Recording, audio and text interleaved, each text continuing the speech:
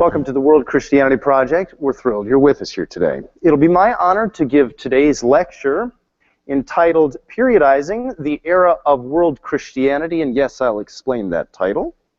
We have with us the honor also of having Dr. Alan Ye, who will be one of our respondents, one of our panelists. Dr. Ye is the Associate Professor of Intercultural Studies and Missiology at Biola University. Also with us is Byron D. Klaus, President and Professor of Intercultural Leadership Studies at Assemblies of God Theological Seminary. And we also have with us Darren C. Marks, Assistant Professor of Theology at Huron University College. I'll give each of them a more full introduction when we come to the panel part of the lecture. Periodizing the age of world Christianity. Let me tell you what I'm going to tell you before I tell you, just to make things especially clear today. I'm going to ask one question. The question is this: if world Christianity is an era in the history of the church, and many are starting to argue that it is, if you follow textbooks in church history, which I do as a professor of church history. If it is an era, if world Christianity represents an era of the history of the church, then when did it begin?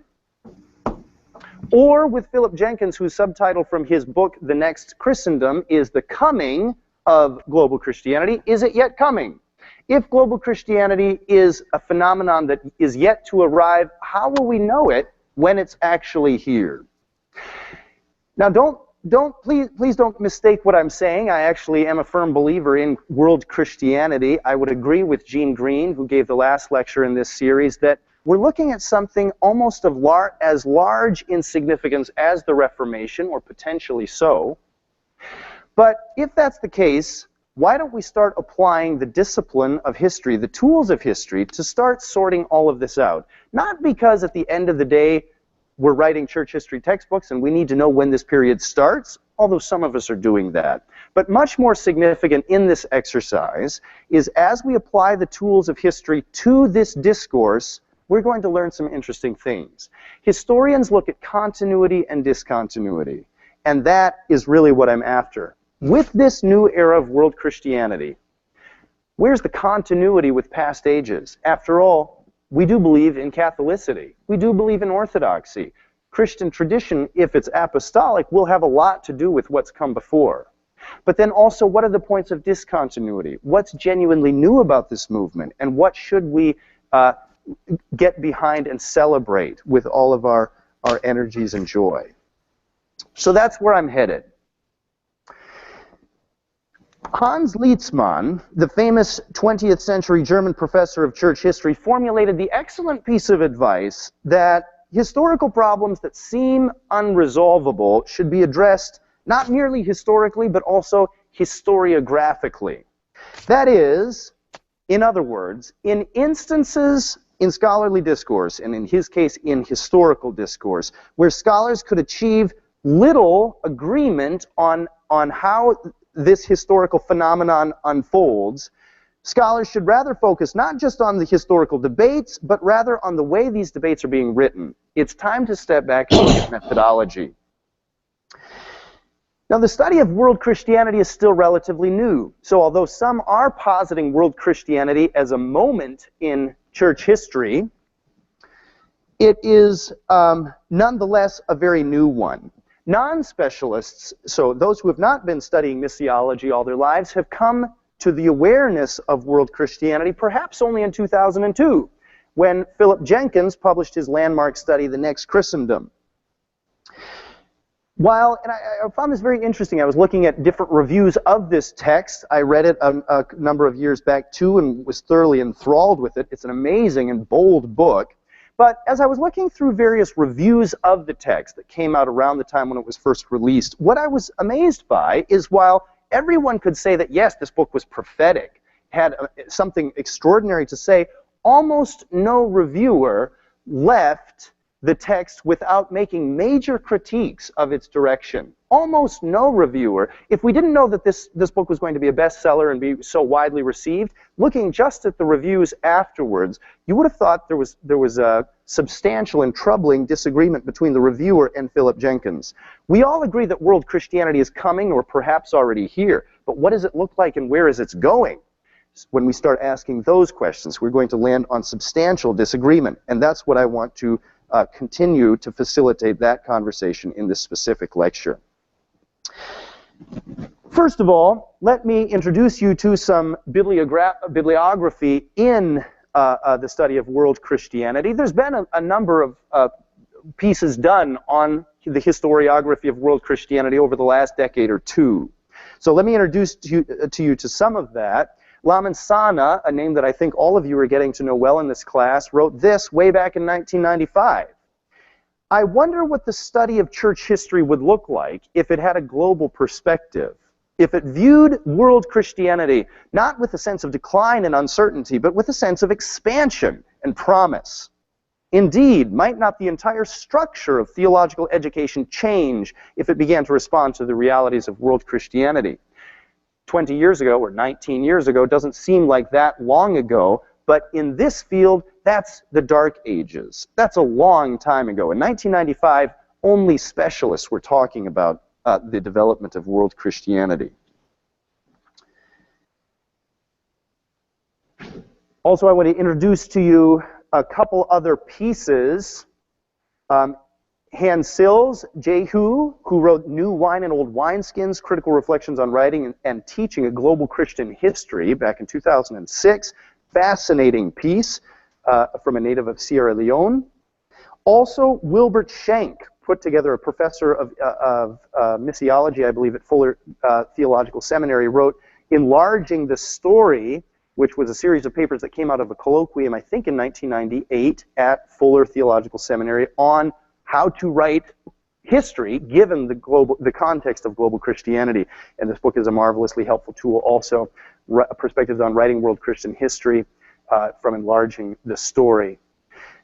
Perhaps most useful in my regard was a short little essay that Dana Robert wrote, Historiographic Foundations from Latourette and Van Dusen to Andrew F. Walls in Understanding World Christianity.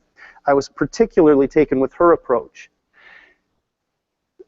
Dana Robert talks about three major historians who helped give birth to our understanding of what world Christianity is. So before I actually try to do history on world Christianity with you, let me introduce to you to what's already been done and where we'll begin our particular reflections for this moment. According to Robert, and I found her argument entirely compelling, Kenneth Scott Latourette, longtime missionary in China and then professor of mission history at Yale University, really gives rise to the historiography that's going to develop into what we're calling world Christianity. Robert portrays Latourette as the creator of mission history, writing a 7-volume magnum opus, laying out a single narrative of the history of worldwide mission, and with his considerable exposure to Chinese culture as a missionary there, was entirely aware that the way that we view theology here in the West isn't necessarily the way that it is viewed elsewhere. Latourette represents a pre-World War II vision of world Christianity, one that represents a very optimistic approach. This world Christianity is leading us towards an ecumenical hope that possibly even could be reunification in the church. There was true ecumenical hope around this time. And that ecumenical project, as envisioned by Latourette, was primarily to be dominated by or facilitated by mainstream Protestant denominations. Those were going to be the main players in this new church that was developing and growing. Another theologian and historian who also helped give birth to this paradigm of world Christianity would be Henry Pitney Van Dusen, president of Union Theological Seminary from 1945 to 1963, who orchestrated the creation of the Henry W. Luce Visiting Professorship in World Christianity at Union Seminary in 1945. That's pretty progressive, creating a professorship of world Christianity in 1945. No one else was doing this. He wrote, in fact, the book entitled World Christianity, Yesterday, Today, and Tomorrow, and that came out in 1947, the year before the World Council of Churches was founded. Now, while Van Dusen was using this terminology of world Christianity, that only caught on a few years ago, a very few years ago. I think it was 2009 when at Edinburgh University, the Center for the Study of Non-Western Christianity, founded by Andrew Walls, whom I'll mention in a moment as well, it was only in 2009 that that institute changed its name formally to the Center for the Study of World Christianity. And there's been this debate between missiologists in the field. Do we call this world Christianity? Do we call it global theology? In fact, there seems to be some sort of in-house fight, if you will, about the correct terminology that we should use. I'll tell you a funny incident. I had one of my assistants contact La Manzana, so probably over a year ago, and asking La Manzana to join a particular project that I was working on at the time. I was asking him if he'd give us an interview. And it was reported to me that the email came back from Dr. La Manzana's desk at Yale University. Sorry, I don't know anything about global theology. Thank you very much. Period.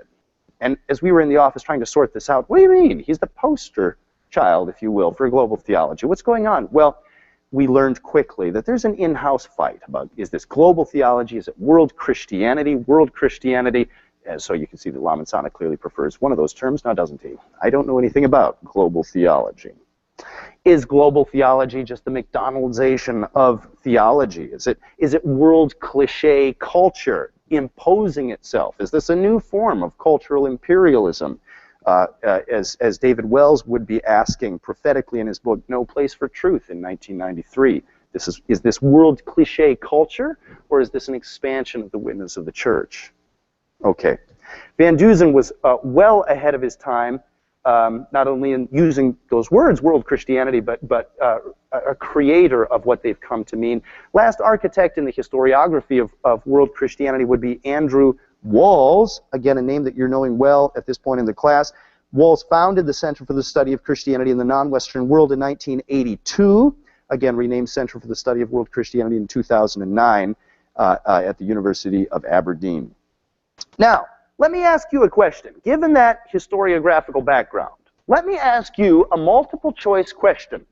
Which of the following historical events signals the beginning of the era of Western Christianity? And I would like you to reflect on, I'll give you 6 responses. You can make up your own if you care. So again, if we are periodizing this era of world Christianity, when does it start? Is it A, the Reformations of the 16th century? Is it B, the Azusa Street revival of 1906? Is it C, the Edinburgh World Missionary Conference of 1910? Is it D, the founding of the World Council of Churches in 1948? Is it E, Vatican Council II, 1962 to 1965? And last but not least, is it F, the International Congress on World Evangelization of 1974? I will talk you through, very briefly, all of those potential answers, and I want you thinking hard. Which one would you put down on a test? Because you never know. There might be a test with this on it. Actually, no. This is just a thought question for our exercise. But let me talk you through the potential answers here, because this is a very serious question. And then as we get to the end, what I'm going to invite our panel members into is a reflection on with me about the questions really lurking behind this question. So if we were to choose this or that, what theological trajectories are we surfacing as dominant in the narrative of world Christianity? And I trust this will be a very useful exercise for us. Let's reflect on position A for the moment. Is world Christianity a direct outflow of the Reformations of the 16th century? And I'm using that word Reformation plural, in the plural, because I mean consciously both the Protestant Reformations and the Roman Catholic Reformations, sometimes called the Counter-Reformations, the Counter-Reformation. The 15th and 16th centuries were certainly a time of unprecedented geographical expansion for the Western world. Fearless, seafaring explorers opened up European awareness of North and South America and sub-Saharan Africa. Justo Gonzalez can write this: Two cataclysmic events dominated the history of Christianity in the 16th century. The Reformation and the colonization of vast new lands. Most church historians have paid more attention to the first of these than to the second, but the truth is that to this day it is impossible to tell which of these two will ultimately have a greater impact on the future history of Christianity. Is what we're experiencing and beginning to name with some regularity world Christianity, is that simply an outflow, a direct outflow of the spiritual energies of the Reformation, the expansion, the global expansion that we saw during this time, the bringing of theology to a host of new peoples? Now, the Catholic Reformation reflects the expansive spirit of the age that thrived in the southern European countries of the 16th centuries. The Jesuits, I'm sure you remember, are bringing in a new age of missionary activity. Never before in world history, church history, had we seen an expansion of a religion so aggressive, so broad in such a short period of time. And there's, of course, a direct relation to the Jesuit missionary activity and the Reformation that's taking place. The Jesuits were, after all, the stormtroopers of the Counter-Reformation. They were going to bring the Roman Catholic faith to new lands as their own territory on continental Europe was being hashed up or divided up among the Protestants and the Catholics. We as Protestants can sometimes forget that William Carey is born no fewer than 205 years after the death date of Ignatius of Loyola. Loyola was in glory for 205 years before the father of Protestant missions is even a child. And I want to counterbalance perhaps a Protestant bias here. We tend to think of the missionary activity the great ages of missionary activity is the 18th and 19th centuries, following no less of an authority than Kenneth Scott Latourette. But what about the Jesuits? The Jesuit missionary activity flows directly out of the Reformation. And in some way, then, is what we're experiencing now simply a continuation of that story? Let me talk through with you option B. Again, the question being, when does world Christianity begin, the period of world Christianity begin? What about this option? What about the Azusa Street Revival of 1906? It was in 1906 that William J. Seymour, an African-American minister, led a revival meeting in the Apostolic Faith Mission on Azusa Street in Los Angeles. He had studied the year prior at Charles Parham's Bible School, where he had learned about glossolalia, or speaking in tongues, and he began to preach on the subject in his revival meetings. Many signs and wonders were soon reported at these meetings, and the Pentecostal movement had been born. An interracial movement from the very beginning, an interdenominational movement from the very beginning. Pentecostalism spread across national and ethnic borders with an unprecedented ease and pace. Is, in fact, the Azusa Street Revival the beginning point for world Christianity? It was in 1958, so continue to reflect on that thesis with me. It was in 1958 that Henry P. Van Dusen, who had been very influential in the creation of the World Council of Churches just 10 years prior to that, and who was then serving as the president of Union Theological Seminary in New York City, that he writes an article that appears in Life magazine with the title, The Third Force of Christendom. This is in 1958. The Third Force in Christendom. And the thesis of this article is that Pentecostalism, and it's very interesting to see the way that Van Dusen conceives of Pentecostalism only 60 years ago about, and today already those are very different views. The thesis of the article is that Pentecostalism, and he conceives of it as this broad swath of, quote, fringe groups, acts as a third branch of Christianity. So along with Roman Catholicism, along with Protestantism, and forgive Van Dusen for forgetting the Eastern Orthodox at this point, is there a third branch of Christianity, the so-called third force? And I'm intrigued by Van Dusen's language because he doesn't know what to call them. World Christianity, although he had written a book 9 years ago with that title, still didn't seem like an appropriate designation for what Van Dusen was describing. Apparently, he doesn't find any suitable name for the group, and he consistently refers to this loose coalition of churches as third force churches.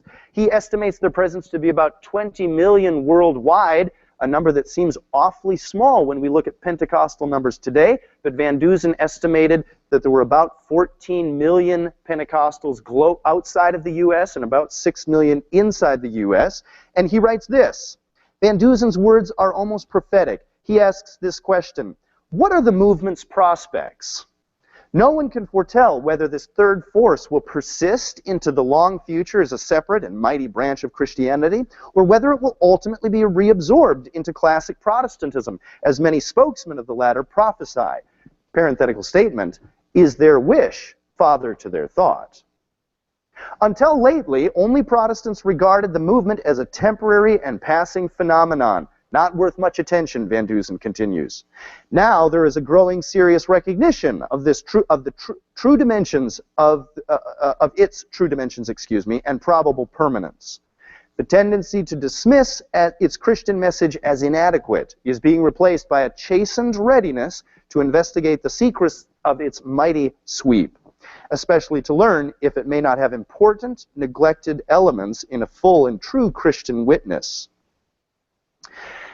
The way that Van Dusen conceives of this group that he's observing growing up is that it's another branch of Christianity, like Roman Catholicism, like Protestantism, and that's basically the historiographical position that Andrew Walls is going to inherit as well.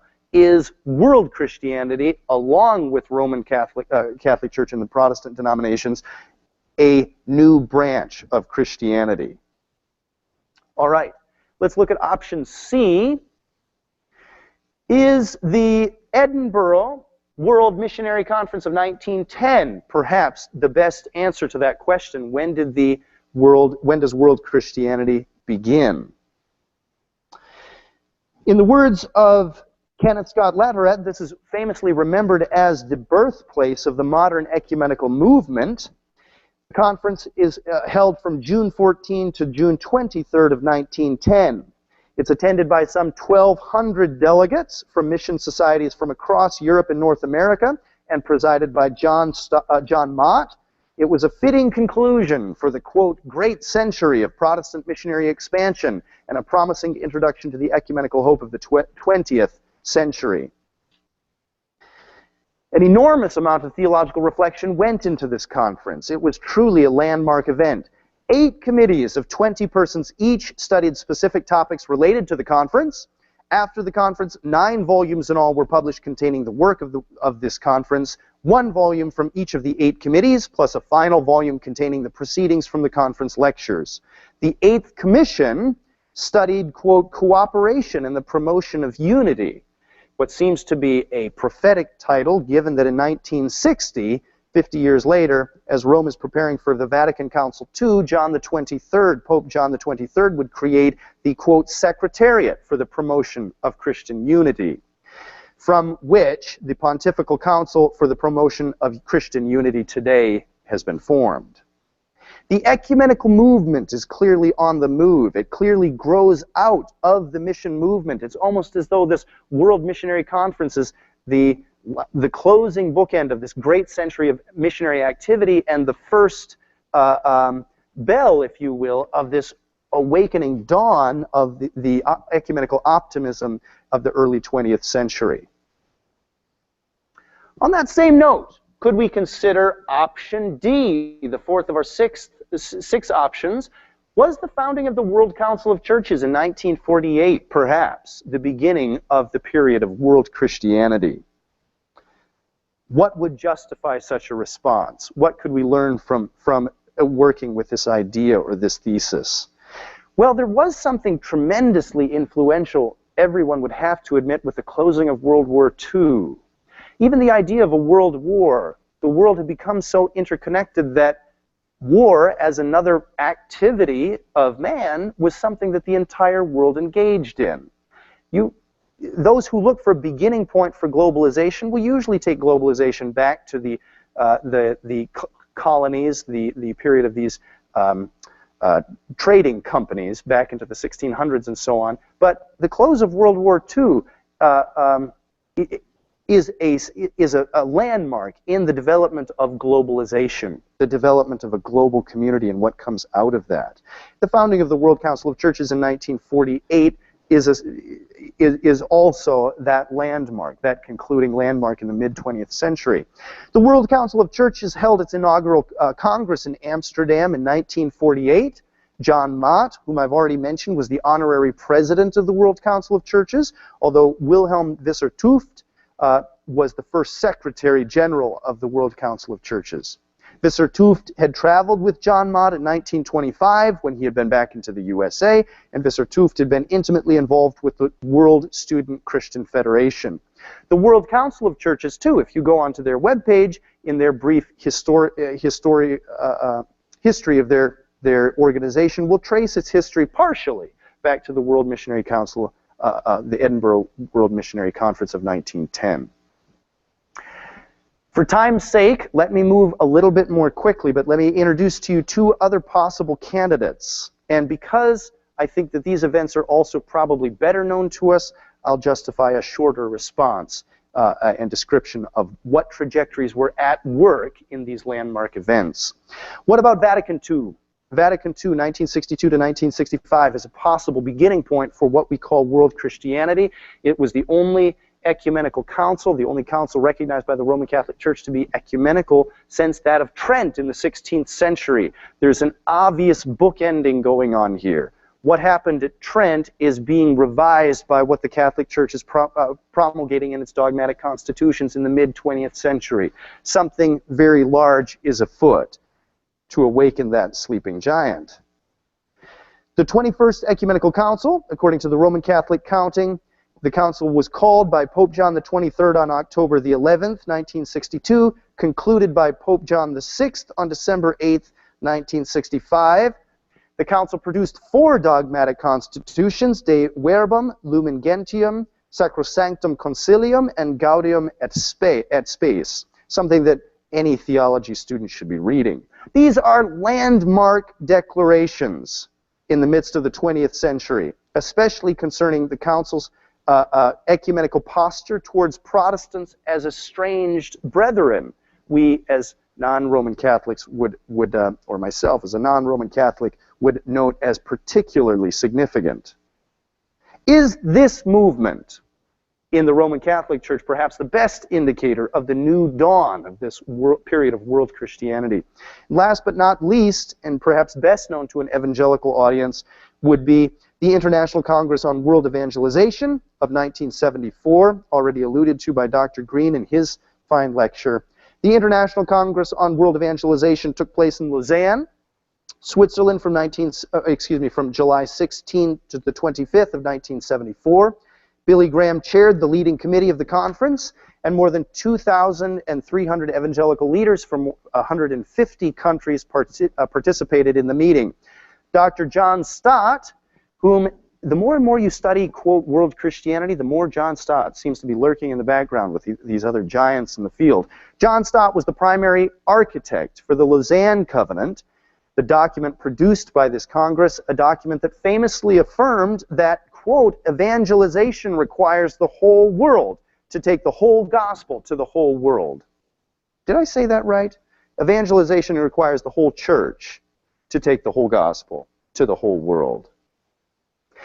Evangelical missiologist Ralph Winter was also a participant at the Congress and advocated at those set of meetings that mission strategists no longer focus on unreached nations because national borders were no longer a meaningful way to differentiate and to locate where mission work was needed. Rather, the focus should be on unreached people groups. And when you use that language of unreached people groups in your classes, a missions class, you're using Ralph Winter's language there, formulated at this famous Congress. All right, let me give you an option G that I didn't give you during our first that first rundown of the various possibilities that I'd like to work through with you, and that is something else the beginning point for world Christianity. You see the steadfast gaze of Picasso looking at you. Whenever I see a Picasso painting, it seems to me that the artistic genius behind it was achieved partially by standing way too close to the subject. Brings sort of a sense of intimacy into the painting, but it also distorts terribly what's visually represented. And history is very much like that. If you're standing too close to it, you're going to start painting it in a very Picasso-like fashion. the narrative will spin apart on you. It doesn't become compelling and synthetic. It sort of dissolves in your hands or at your writer's pen or keyboard. Are we too close to what we're trying to describe to actually bring in the tools of history to make sense of this? That's entirely possible. After all, think about this. We think of the Renaissance as an established historical paradigm, and of course it is, but that was established in the 19th century by Jules Michelet and Jacob Burckhardt.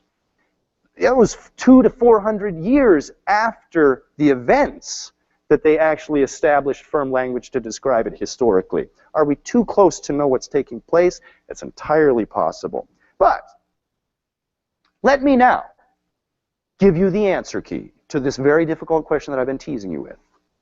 When does world Christianity begin? Well, actually, I don't have the answer, but let me take you to the questions behind the questions, and these are also the questions that I would like to ask the panelists to discuss with me in a moment, and that are these. I think, actually, you can give all the questions there, Tim, thank you so much. I think the questions lurking behind the major question are these four, two of which describe the past of world Christianity, and two of which describe the future of world Christianity.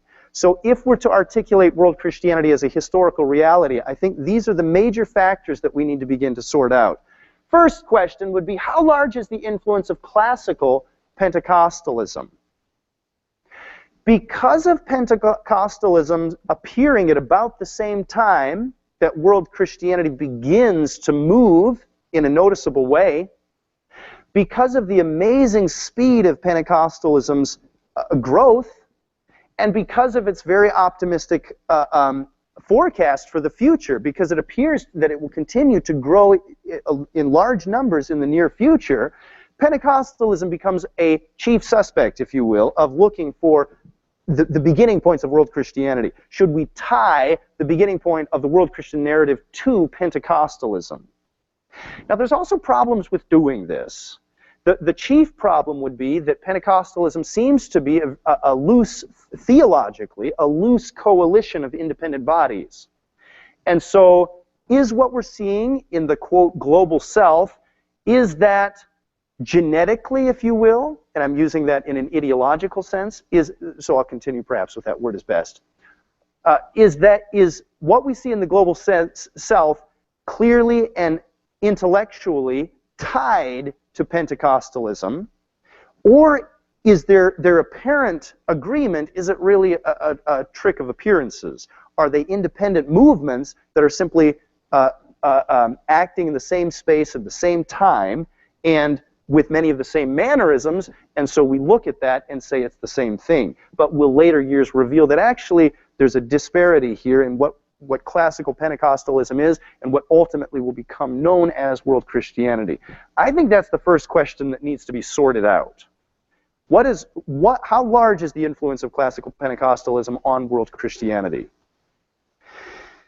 Secondly, I think the other question, and let me respond to that. If you take this factor, question A, and give it a very strong priority and say that classical Pentecostalism, in fact, has a very large portion or a large amount to do with the development of world Christianity, then probably you're going to answer the question that I gave previously with answer B. The Azusa Street Revival then becomes the correct place to begin this world Christian narrative. Let me direct you to my second question behind the question. How large is the influence of the Protestant missions work of the 18th and 20th centuries? Let's not forget them. Bring Latourette back into the room. What about the great centuries of the 1800s, 1900s? That should have probably said, no, that is correct with Latourette's definitions there, the 18th and 19th centuries. How significant is that play? All of the great missionaries that you know about, David Livingstone, Hudson Taylor, et cetera, are going to be participating in this very long 200-year project to bring the gospel to the uttermost places of the earth, seen from a Western point of view. We shouldn't forget that.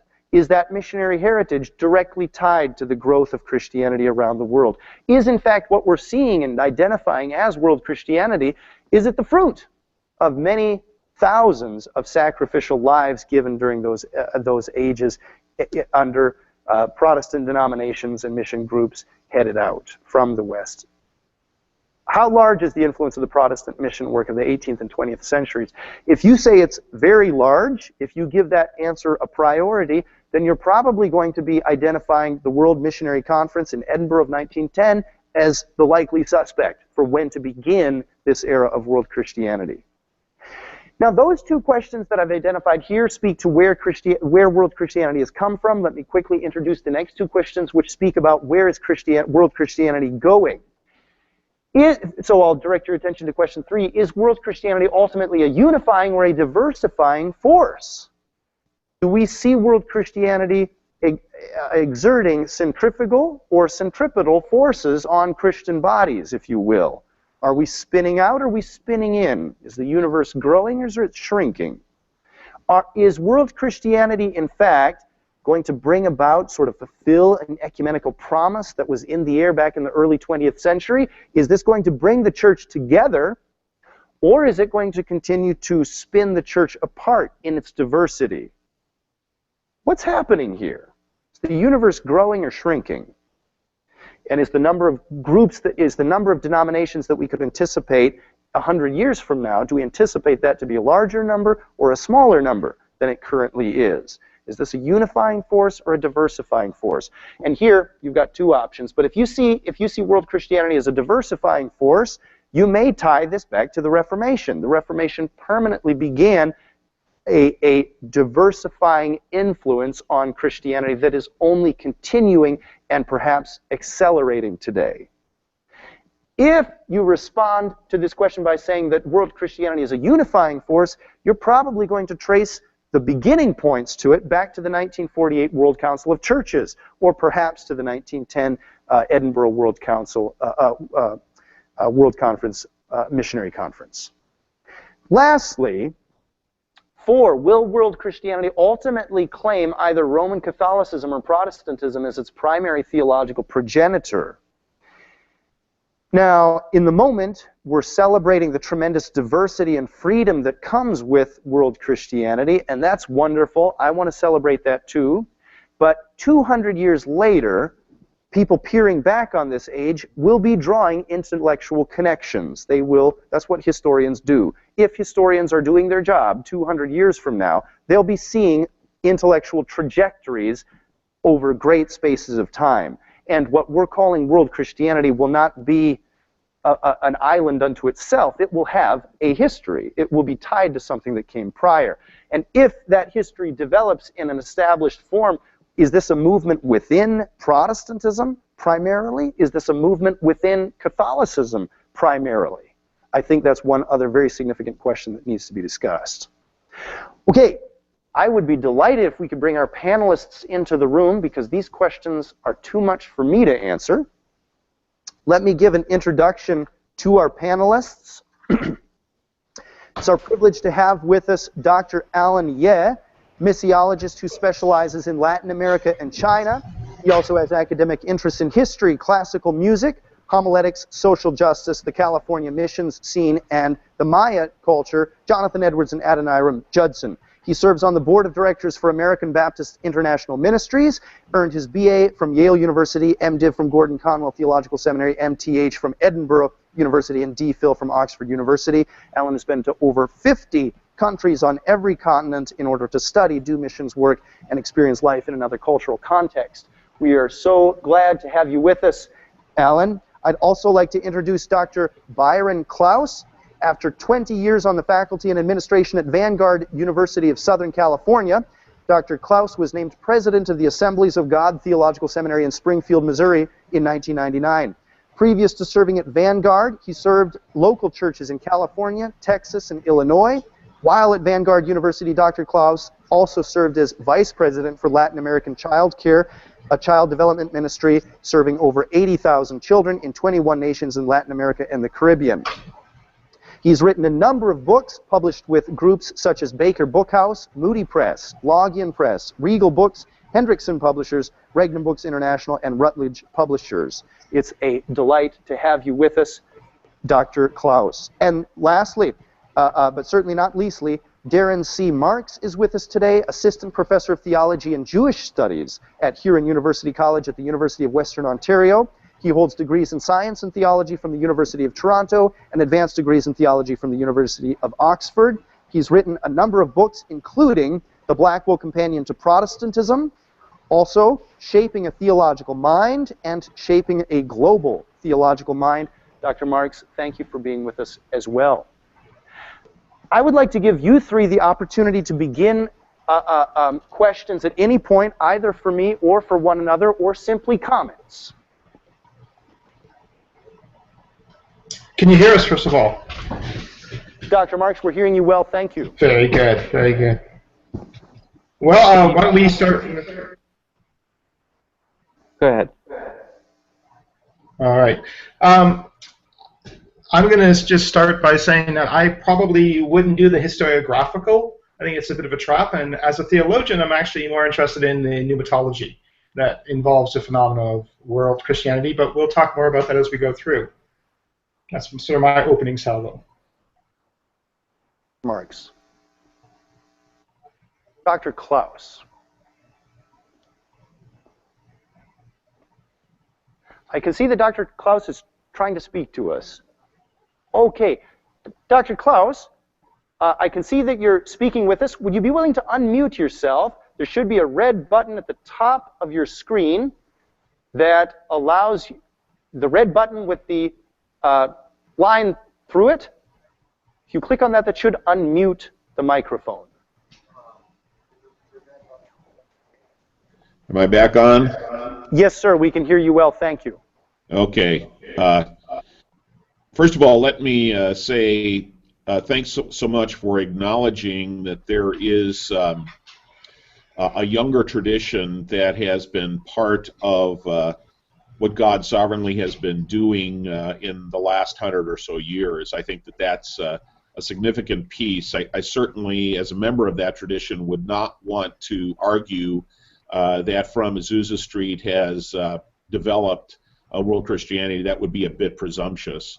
But I do think that it is an important part of the story as it presently unfolds, and certainly think that there are some reasons why there has been an explosion, particularly in the 20th century, of a movement from what we might call Christianity is predominantly centered in the West to predominantly being centered in the majority world. And I think that the tradition I belong to, the Pentecostal tradition, has something to do with that, but certainly not exclusively.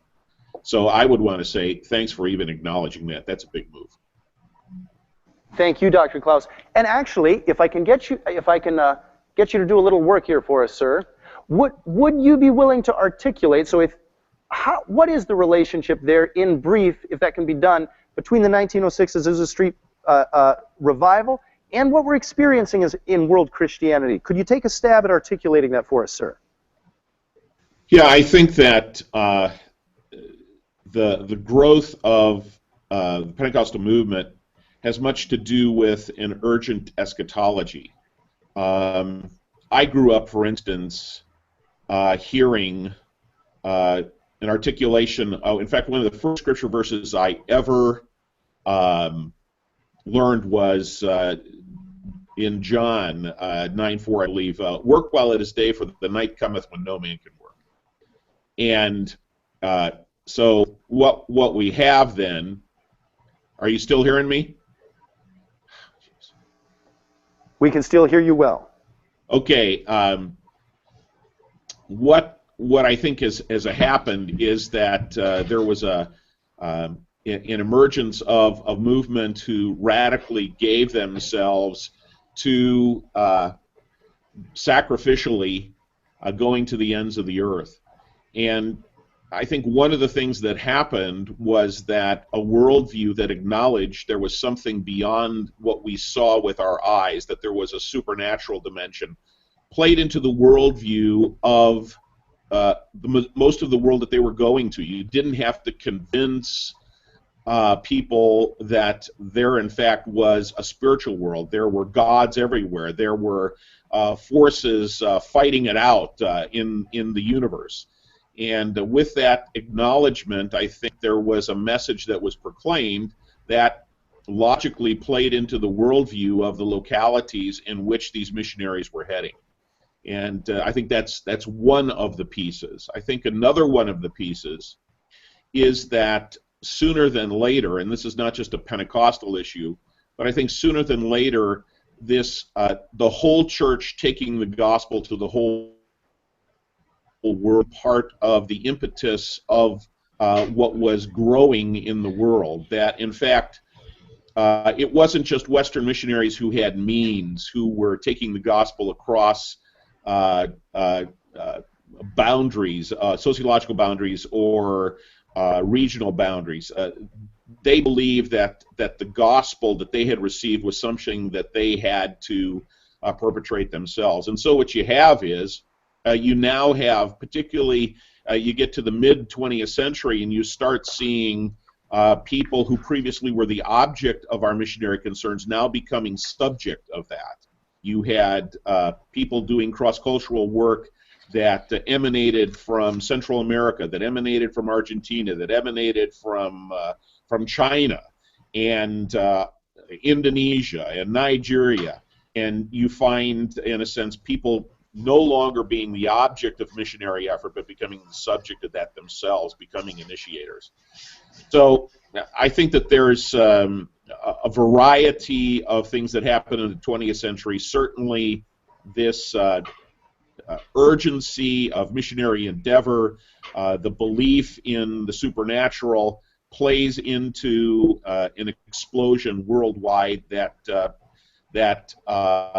Harvey Cox called in his book Fire from Heaven in the 90s. He called it a religion made to travel, and basically predicted that the 21st century wouldn't necessarily be Pentecostal charismatic, but in fact would have elements that acknowledge the supernatural as part of the DNA of Christianity as it would be expressed in the 21st century. That's extraordinarily helpful. Thank you, President Klaus. Alan, yeah, I'd like to give you the floor if you have opening comments. Sure. I think there's two things I want to comment on. One is the definition of world Christianity. As you mentioned, there's a debate between, global and world. This is usually seen as Todd Johnson versus Lamin Sanneh.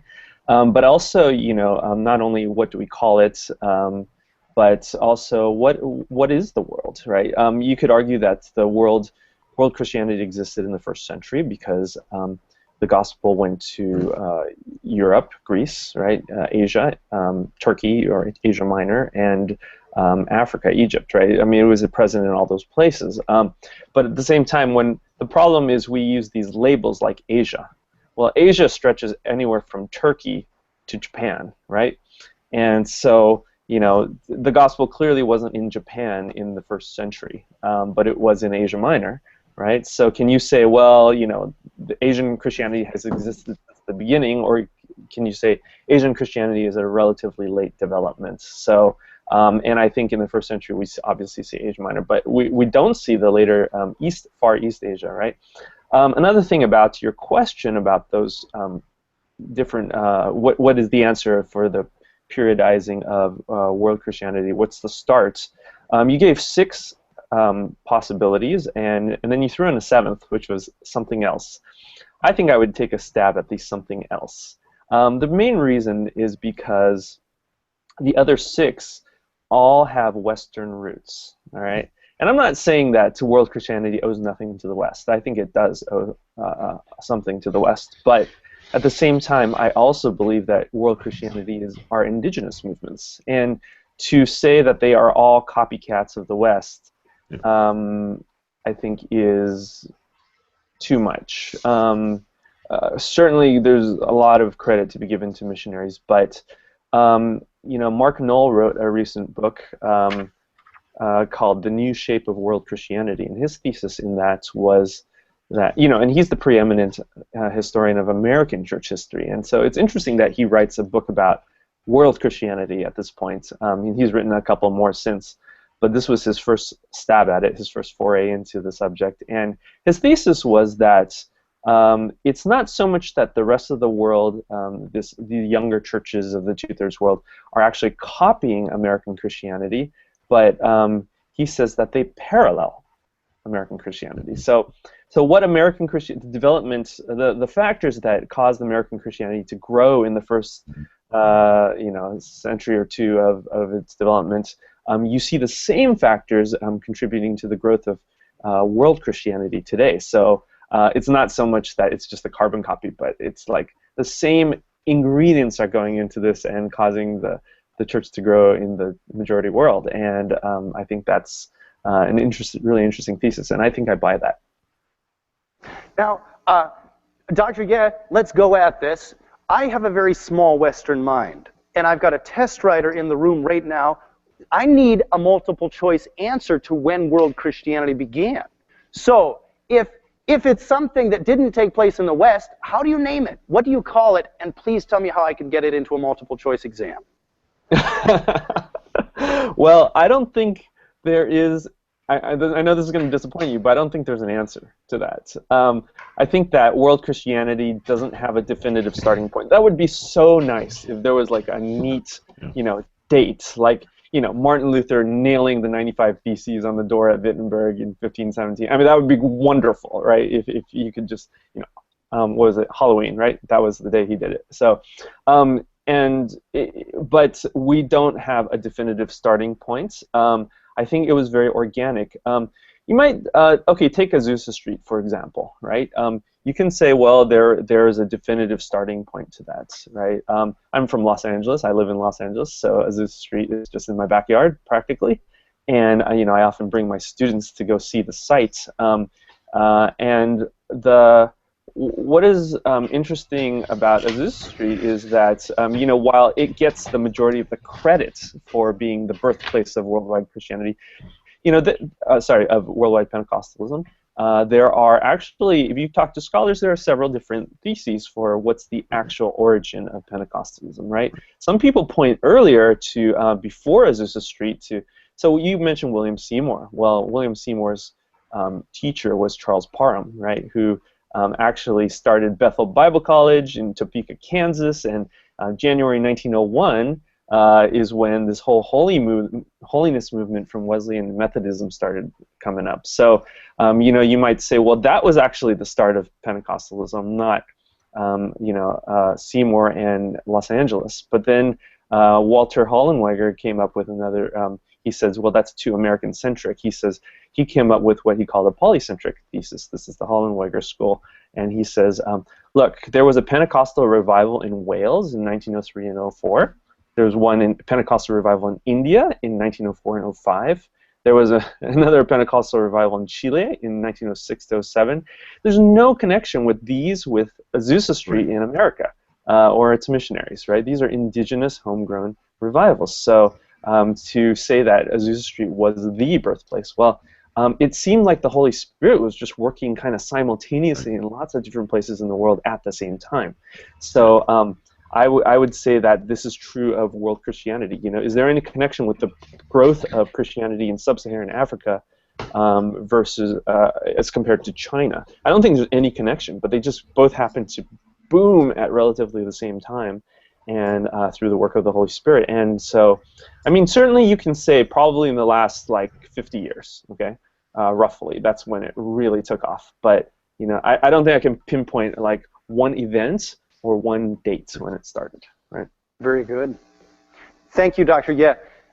Dr. Marks, you had some very interesting theological questions that you began to introduce us to. May I give the floor back to you, and may we begin that reflection? Yeah, that's for sure. I certainly agree with Dr. Ye that the historiographical issues that you raise, or the origins, are primarily concerned with Western identity. And to answer your question, both theologically but also in terms of giving a test, I would say Pentecost. That's the beginning of world Christianity. The reason for that is a theological reason, which is that that's a point in time in which the church begins to self-discover itself in its own linguistic, cultural ways. And so, for example, you have a church in Ephesus that can speak as Ephesian Christians. You have church in Jerusalem that can speak as predominantly Jewish Christians. And so I think at that point you begin to trace the thread of history, or the thread of God's action, all throughout the beginning of the call of Abraham. I'm a Jew, I'm speaking as a Jew, and that all the way through to the time of Jesus, and then the church's self-identity. So, to me, the world Christian question is a pneumatological question. It's a question of the Holy Spirit. It's a question of how does a language group, a cultural group, begin to speak adequately of its own understanding of its relationship with providence, with God. That's the theological question. That's what I would wish to explore. I think what we're seeing in the 21st century and the 20th century is merely just the ability to pay attention to these events. We mentioned China earlier, and we know that there has been Christianity in China in one form or another pretty much since the 11th century, by some scholars' estimations. But certainly there is a Chinese church that we haven't even encountered in the West yet in terms of its theology. We don't even know what it's going to look like because we're not really there yet. So that's the theological foundation. I think Pentecost starts it, but I think that it's a pneumatological question. It's a question of what does it mean that God's Spirit is allowing groups to speak both of their prehistory before, in the Christian context, encountering Christianity, but also speaking of that reality in their midst. Thank you. Dr. Klaus, Dr. Ye, would you care to respond to Dr. Marks?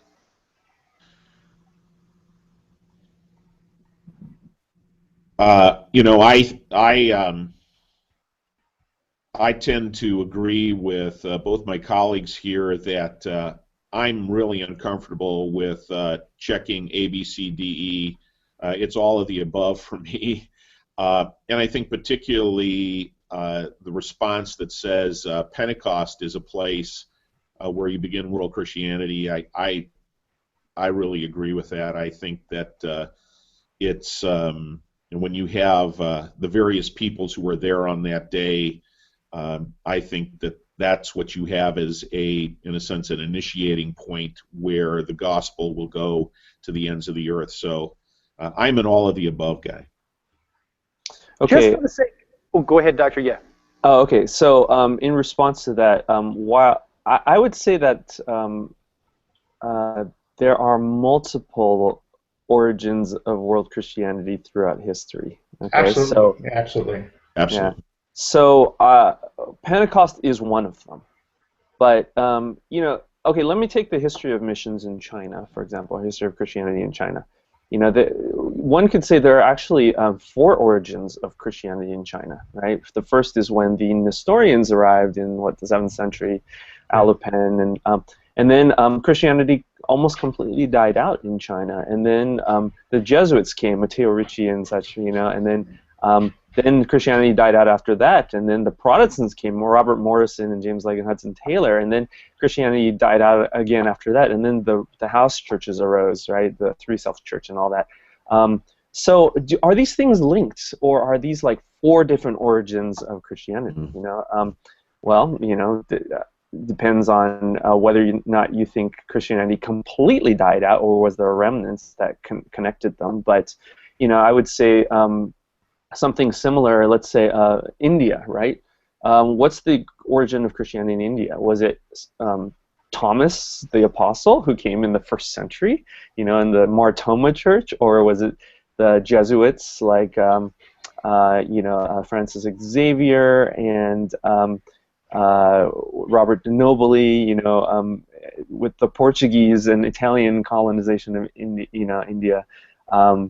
Or in sub-Saharan Africa, was it Frumentius and Edius, from the very early church in Ethiopia, or was it the scramble for Africa in the 19th century with, the European colonialism? So I'd say that it's all of the above, right? So there's multiple layers of the beginnings of world Christianity. Pentecost is one of them, right? And but I would say that depending on whether or not you think these different movements, these different origins are linked or not, I just want to clarify that I'm using Pentecost as a moment of theological construction, right? Which you can point and sort of say that this is the beginning of an articulation in a specific cultural, linguistic, philosophical, whatever you want to speak, milieu that allows him to talk about their experience with the absolute, with God, with Jesus of Nazareth for the Christian context.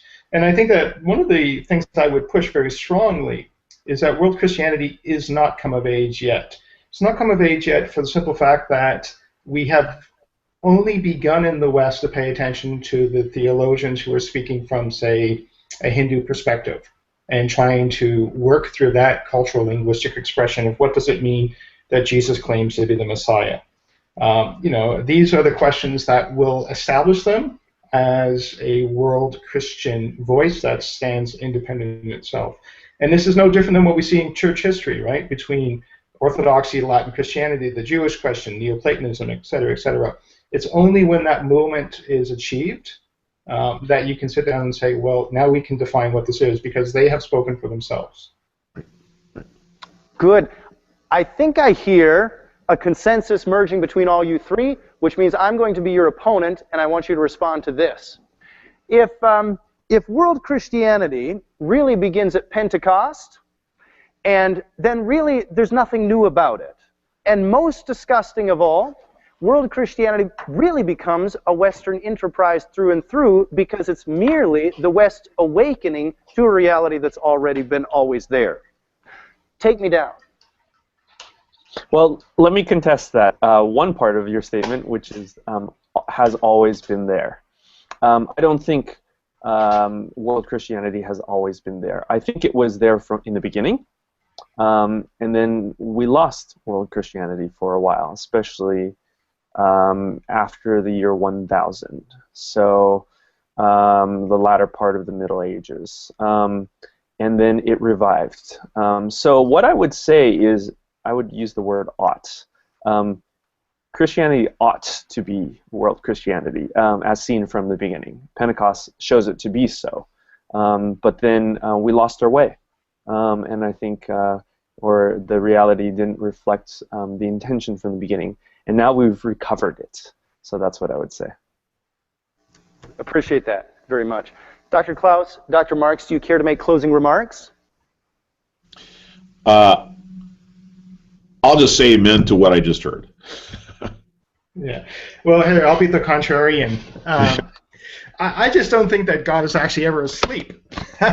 So, I guess I kind of bristle theologically with the idea that Hashem, that God is dependent upon human beings to achieve the mission of God. I think that God is always active, that God remains viable, even when the church, the Jewish community are unfaithful.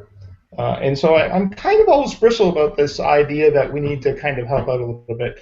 So I don't think that we ever lost anything. I think that what you see is an awareness and an awakening, so I agree with that statement, rather than a loss of something. And I think that if what you're describing, Dr. Ye, in the medieval period is the rise of a monolithic Christendom, even that's kind of problematic historically, but I think that it just tells us that we became myopic. To use your Picasso illustration, we were looking at the picture too close. But God has always been active. God is continuing to be active, and missions often just stumbles onto the field and finds God already active. I think that kind of works for a theological understanding of it as well. Good. Oh, sorry, I slipped down. I'm extraordinarily grateful for all of your time. I'd like to thank Dr. Alan Ye, Associate Professor of Intercultural Studies and Missiology at Biola University. I'd like to thank Byron Klaus, Dr. Byron Klaus, President and Professor of Intercultural Leadership Studies at Assemblies of God Theological Seminary. And I'd also like to thank Dr. Darren Marks, Assistant Professor of Theology at Huron University College. It's been our delight to be able to host you today. Thank you. Thank you. Thank you so much. Thanks.